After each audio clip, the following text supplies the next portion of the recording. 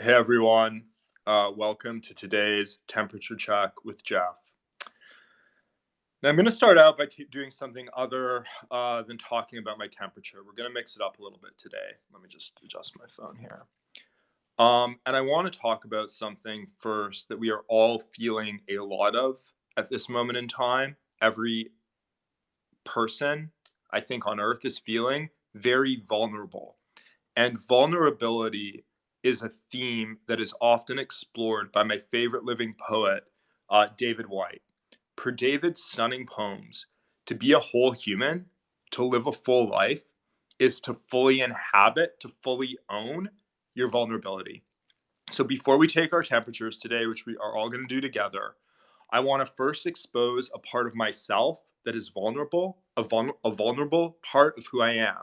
Given we are all feeling this vulnerability, and we all have different vulnerabilities, but we are all feeling vulnerable. And I want to disclose one of my fundamental core biases, something I feel in my soul, up front before we get into today's topic. I am unusually empathetic to people I believe are being scapegoated. That is to say, I am extremely empathetic to people I feel are being unfairly blamed for something that is not their fault. Why am I so empathetic to scapegoats? I myself have been scapegoated. I have been wrongly blamed and punished for acts that I've had nothing whatsoever to do with. It is brutal. It is brutal to experience being scapegoated. Like, it hurts a lot. So I'm strongly biased in favor of people I perceive as being unfairly scapegoated. Bias disclosed. So today we're talking the scapegoating of tragedy and tragedy's impact on the aperture of our personal individual agency. But first, let's ensure that our temperatures aren't vulnerable to COVID-19 and take them. So pull out your home thermometer. Do as I do, stick it in your ear, your mouth, your laser thermometer if you got one of those. I still don't. Let's see what we got. 96.4. Excellent. That's actually very good. It's down from yesterday. Now, Twitter is on absolute fire today. I did my 30-minute daily Twitter check about 40 minutes ago, and Twitter is on fire, critiquing some photos that David Geffen, who's a very admirable, someone I admire personally as a business person. He built a huge music and entertainment empire, and he posted some photos on his Instagram, noting that he's basically quarantined on his yacht. So I think he posted them last night or something. And tens of thousands of people on Twitter today are piling on, making fun of these photos and scapegoating David Geffen. They are scapegoating David Geffen for COVID-19. Now, as someone who has occasionally checked out David Geffen's Instagram over the years, I'm not friends with him. I've never been on his yacht. Seems like a great guy. Would be pleased to hang out with him and pleased to be invited on his yacht one day. I'll disclose that also. But as someone who's looked at his Instagram every now and then, maybe once or twice a year, I can assure you that for many, many years, David Geffen is someone who has posted pictures of himself on his yacht. He posts lots of pictures of his yacht on his Instagram. So it is very unsurprising and completely innocuous for him to be quarantining on a yacht that he owns. And, for him to post a picture of it, like, let him post a picture.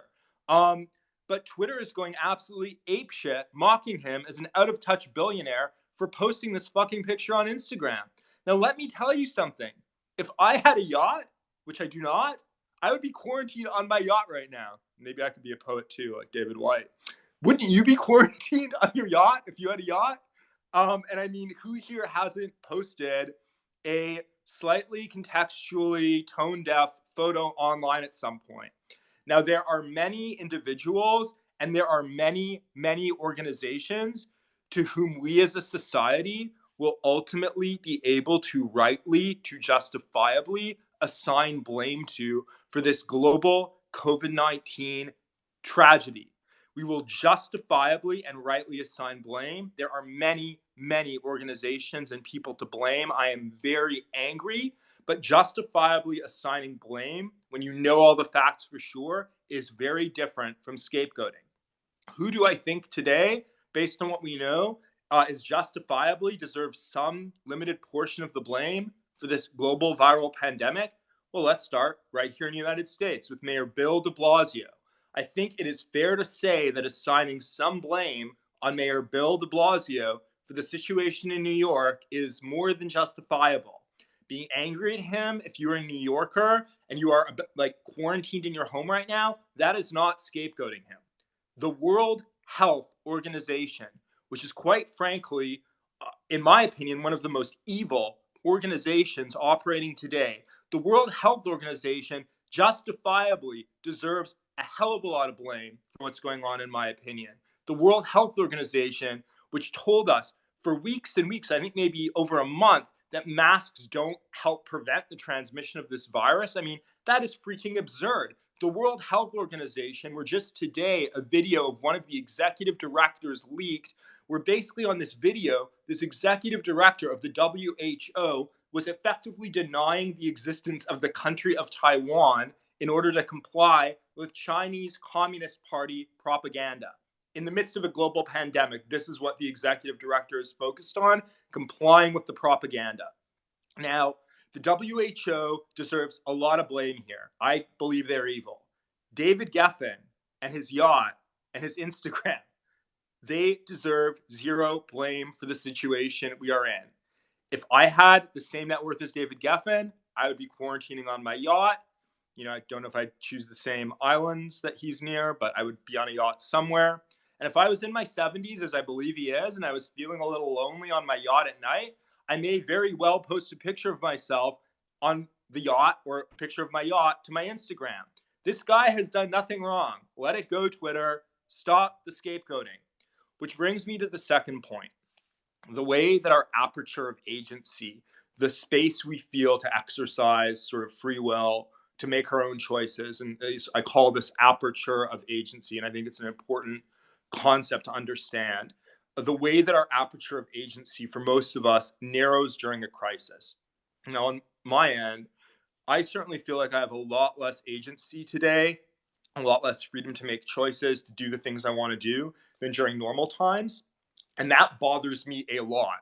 So I have been finding small ways, any way that I possibly can, to exercise some agency. That has included FaceTiming or Zooming with friends I haven't spoken to for a really long time. It's included picking back up my childhood hobby of drawing, architectural drawings. I've been drawing buildings, I've been drawing floor plans. I've picked that back up. Someone who means a lot to me gave me a drawing pad and some pencils to do that, and feel like I'm exercising agency through doing that. I'm doing a ton of trail running. I've been cooking a lot. Find small ways to exercise agency where you can. Now, interestingly, the inverse of this narrowing, shrinking aperture of agency, I think the inverse is true for doctors and nurses in times of crisis. The aperture of their agency expands in a crisis. If you work at a hospital during normal times, there's so much protocol. There's like a set way that you're supposed to do everything. In a viral crisis pandemic, the protocols just completely go out the windows, and life and death decisions are completely in the hands of these doctors and nurses, and they just have to make it up as they go along without a script. And so I admire these doctors and nurses now more than I ever have before. Their aperture of agency on an individual level to impact outcomes in this crisis is incredible. Now, back to us, back to non-doctors and nurses. David Geffen has a wider aperture of agency to cope with this virus than most of us, needless to say. I have a wider aperture of agency to cope with this virus than most people. I recognize that. Everyone watching this Periscope, by virtue of you having an internet connection and a smartphone, you have a wider aperture of agency than most people on Earth to cope with this virus. And gaining agency every minute, every day, in whatever small ways we can, as families, as individuals, as companies, gaining agency in this time of crisis, widening your aperture of agency to make it through this phase of history, ultimately not weaker, but stronger, that is something to be celebrated, not to be scapegoated, and not to be mocked. Today is March 28th, 2020. I'm Jeff Lewis. My temperature is around 96.4 degrees. What's yours?